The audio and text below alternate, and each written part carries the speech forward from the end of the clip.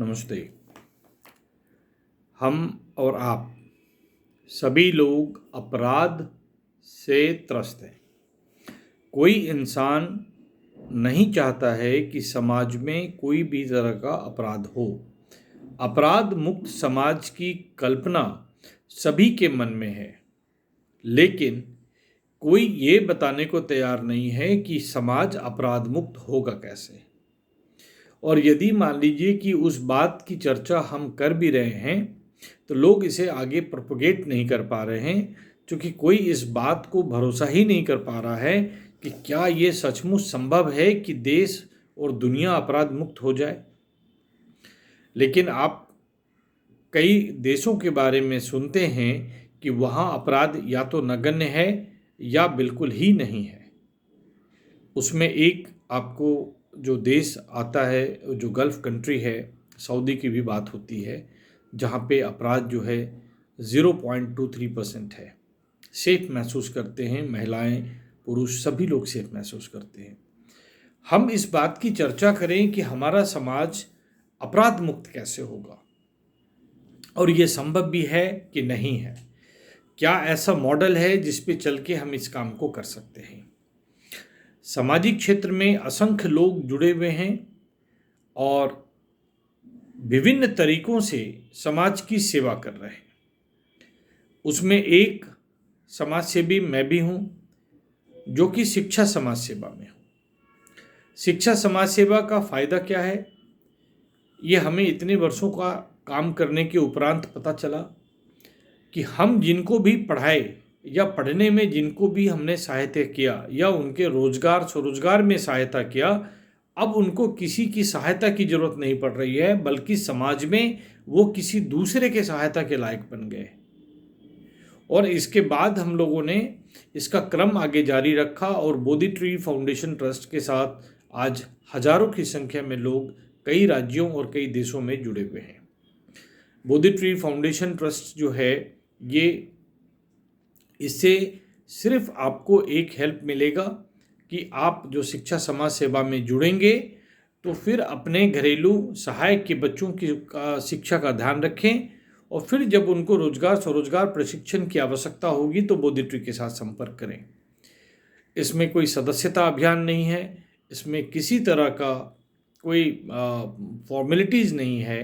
हर एक इंसान जो शिक्षा समाज सेवा में है, बोधि ट्री यानी ज्ञान का वृक्ष के साथ है। आगे हम बढ़ें कि जब हम लोग शिक्षा और स्वरोजगार रोजगार की बात करेंगे तो जितना परिवार हमारे कारण या हमारे द्वारा या बोधि ट्री के संपर्क में आया या फिर बोधि ट्री से संबंधित जितने लोगों के संपर्क में आया, सभी लोग कमोबेश अपराध की दुनिया से दूर हैं। सोच बहुत साधारण है कि जब आप पढ़ लेंगे, लिख लेंगे, आपको जानकारी हो जाएगी, आप खाने कमाने लायक बन जाएंगे, तो निश्चित रूप से आप अपराध की तरफ नहीं बढ़ेंगे, क्योंकि आप जानते हैं कि अपराध की तरफ बढ़ेंगे तो वहाँ पे आपको दंड भोगना पड़ेगा, समाज में आपका तिरस्कार होगा, आपके बाल बच्चों को लोग मान सम्मान नहीं करेंगे। तो आपके अंदर जब आत्म स्वाभिमान पैदा कर दिया जाएगा, आपके अंदर जब आत्मविश्वास पैदा कर दिया जाएगा, तो आप निश्चित रूप से इस गंदगी से दूर हो जाएंगे। इसके बाद हम लोग काम को थोड़ा आगे बढ़ाए, वकालत के साथ हमने गरीब गुरबों को वकील देना शुरू किया। इसका भी कुछ फ़ायदा हम लोगों को नज़र आया।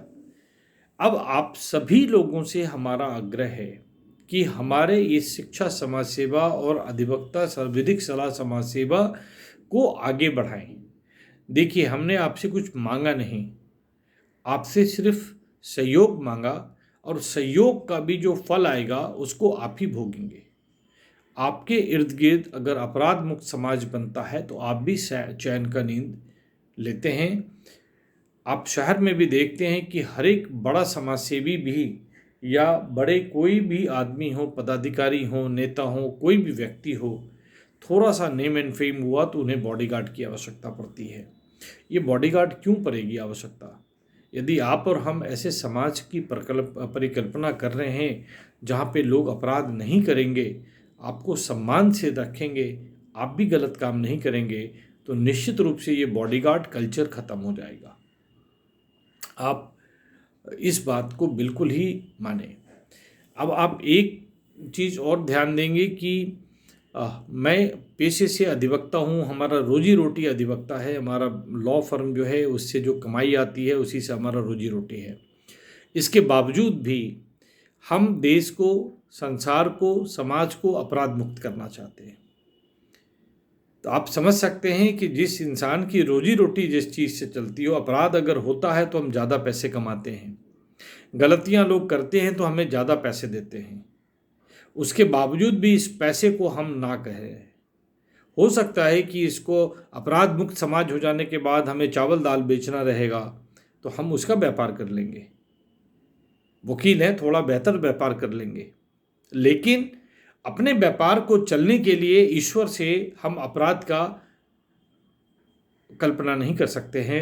हम ईश्वर से ये नहीं मांग सकते हैं कि हर एक इंसान अपराधी हो जाए, हर घर में अपराध हो और हर एक घर हमारा कस्टमर हो जाए, हर एक घर हमारा क्लाइंट हो जाए, ऐसा हम नहीं मांग सकते।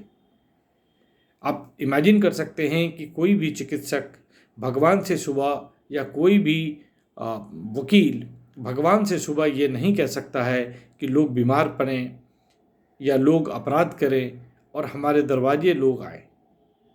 ये मानवता के विरुद्ध है, जबकि ये मानव सेवा ही मानेंगे आप कि हम लोग इस तरह से करके देश में संविधान की रक्षा कर रहे हैं कि हर एक व्यक्ति जिसका ऊपर कोई चार्ज है, जब तक वो दोष सिद्ध नहीं हो जाता, जब तक उसको निर्दोष माना जाता है।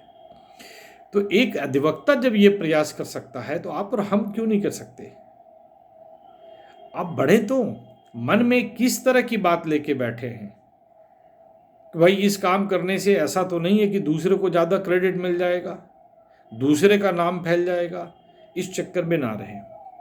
आपका सिर्फ काम यह है कि आपके यहाँ जो आपके लिए जो लोग काम करते हैं, चाहे वो घरेलू सहायिका हों जो आपके यहाँ साफ़ सफाई का ध्यान रखती हैं, या आपके ड्राइवर हों या खलासी हों, या जिस अपार्टमेंट में आप रहते हैं, कभी गार्ड के कंधे पे हाथ रख के पूछें तो कि बेटा क्या कर रहा है, कहाँ पढ़ रहा है। खुशियाँ कैसे मिलती हैं आपको दिख जाएगी, उसके आँख में जो चमक आएगी वो आपको दिख जाएगी। बाहरी अपने इलाके से निकल के झोपड़पट्टी में जो फ़ोटो खिंचा करके जो पब्लिश होता है, उससे बड़ा समाज सेवा यह है कि आप अपने घरेलू दाई नौकर के बच्चों को, अपने नीचे अधीनस्थ काम करने वाले के बच्चों को शिक्षा का ध्यान रखें, उसके रोज़गार स्वरोज़गार का ध्यान रखें। हर एक इलाके में, हर एक वार्ड में, हर एक पंचायत में करीब करीब 400 से 500 लोग घर ये गरीबी रेखा के नीचे आ रहे हैं। गरीबी रेखा का नीचे एक मापदंड है क्या? जिसकी आमदनी 5-6 हज़ार रुपये महीने से नीचे है, उन्हें गरीबी रेखा के नीचे माना जा रहा है। सरकार उन्हें बहुत सारी सहूलियत दे रही है, लेकिन गरीबी रेखा के नीचे रहने वाले लोग जो हैं, ये सरकार के लिए एक वोट बैंक की तरह हो गए हैं। हम शिक्षित लोग, समक्ष लोग, समृद्ध लोग हैं, तो हम अपने नीचे रहने वाले लोगों की स्थिति में परिवर्तन लाएंगे। और हर एक इंसान, अगर मान लीजिए कि एक वार्डन पंचायत में 3000 के आसपास घर होता है, और इस 3000 घर में आपका 500 घर जो है एवरेज गरीबी रेखा के नीचे है, तो क्या 2500 घर इन 500 घरों को राह नहीं दिखा सकते? हम अपने घर से निकल के जाते हैं मंदिरों में, वहाँ भगवान का पूजा अर्चन करते हैं, वहाँ पे भीख देते हैं। आपको एहसास नहीं होता है कि जो लोग भीख मांग रहे हैं कहीं ना कहीं मजबूरी के शिकार हैं? हमने बोध गया में एक कार्य में भाग लिया है। बोध गया मंदिर के बाहर अब दोबारा लोग जुड़ने लगे हैं, लेकिन एक समय था कि बोध गया मंदिर के बाहर कोई आदमी भीख मांगता नहीं दिखाई पड़ेगा, चूँकि कहीं ना कहीं कुछ समाधान के तहत उनको कार्मिक बना दिया गया था, उनको किसी न किसी काम से जोड़ दिया गया था, सफाई के काम से जोड़ दिया गया। आप और हम एक विचार करें कि सिर्फ आप अपने इर्द गिर्द रहने वाले लोगों की सहायता करेंगे, उन्हें शिक्षा स्वरोजगार से जोड़ेंगे, उन्हें अपराध से दूर करेंगे। इस आग्रह के साथ मैं फिलहाल आपसे विदा लेता हूं। भारतीय पार्टी लोकतांत्रिक एक राजनीतिक संगठन है, आप सभी लोग जानते हैं, लेकिन जो आपका राजनीतिक अनुभव है वो भारतीय पार्टी लोकतांत्रिक के साथ नहीं हो रहा है। किसी सड़क पे कोई जाम नहीं हो रहा है, कहीं पर किसी पे छींटाकशी नहीं हो रही है, कोई गलत बात नहीं बोला जा रहा है। भाई ये कैसी पार्टी है? आश्चर्य हो रहा है ना। सभी लोग बोलते हैं सर ऐसी पार्टी नहीं चलती है। बोले पार्टी चलती कैसे है? सर यहाँ पे धरना प्रदर्शन करना पड़ेगा। बोले किधर धरना प्रदर्शन करना पड़ता है? तो सड़क पे। अब बोले सरकार तो सड़क पे होती नहीं है। आप कचहरी चौक पे धरना प्रदर्शन कर लें, पुलिस आके आपको डंडा भी मार ली, डीएम तो अंदर पहले भी सुरक्षित थे, अभी भी सुरक्षित हैं। और जैसे समार लाने के अंदर घुसते हैं, भ्रष्टाचार की बू आपको आती रहती है। इनको आरटीआई और पीआईएल से धैर्य, देखिए कितना परिवर्तन आता है। लोगों को कानून की जानकारी दीजिए, जिनसे पैसे मांगे जा रहे हैं अतिरिक्त उनसे बात कीजिए। आज सुबह ही एक केस आया जिसमें बताया गया कि करीब 2.5 करोड़ की ज़मीन का पेपर का म्यूटेशन करना है परिवार के ही अन्य लोगों के चीज़ों में, जिसमें कोई सीओ हैं जो 10 लाख रुपए मांग रहे हैं। चूँकि ज़मीन की वैल्यू 2.5 करोड़ है और ये परिवार जो हैं बंगाली समाज से आते हैं, बड़े जेंटलमैन लोग आते हैं, इनको मांगा जा रहा है 10 लाख रुपया। हमने कहा आप ऑनलाइन म्यूटेशन अप्लाई करें, हमें दें, हम प्रयास करते हैं, भले वो हमारे डिस्ट्रिक्ट से बहुत दूर है। लेकिन बिहार में ये ज़मीन घोटाला, ज़मीन का जो खेल, और ये हमारे जो सीओ और उसके नीचे जो अधीनस्थ कर्मचारी हैं, इसके बारे में भी हम लोग कई बार बोल चुके हैं। वर्तमान में ये विषय जो अभी है, हमें अपराध मुक्त समाज के लिए काम करना है। अपराध मुक्त समाज के लिए हम लोग यदि कुछ भी बांट रहे हैं, वो जो भी ज्ञान दे रहे हैं, जो भी सहयोग दे रहे हैं, इसको आपस में मिल बांट करके आगे बढ़ाइए। और आप ये बात मान लीजिए कि ये काम आप जो करेंगे मेरे लिए नहीं करेंगे। आप अपने घर से सुरक्षित निकल पाएँ, आपके बच्चे सुरक्षित हो पाएँ, आपकी बहू बेटियां रोड चले तो कोई फब्बती ना कसे, इसके लिए आप बहुत उपाय करते हैं। उसमें एक उपाय ये भी है कि आप हमारे साथ शिक्षा स्वरोजगार में जुड़ें। हम आपको जो है समाज को अपराध मुक्त समाज बना के देंगे। बहुत लंबी आयु हमारी भी नहीं होगी, बहुत लंबी आयु हमारे एज के लोगों की भी नहीं होगी, लेकिन हम लोग जिस चीज़ की नींव रख के जाएंगे, उससे आने वाले वक्त में युवाओं जो हैं इस पे काम करेंगे तो समाज अपराध मुक्त हो जाएगा। और आज जिस अपराध के बल पे कई एमएलए एमपी बनते हैं, उनकी ढेर पूजा करने लगते हैं सभी लोग। किस बात की पूजा करते हैं? जो आपराधिक जगत से लोग आकर के एमपी एमएलए बने, उनको आपने पूजा किया, उनको माला, फूल माला पहनाया, तभी तो उनको लगा कि यही रास्ता ठीक है, शॉर्टकट रास्ता है।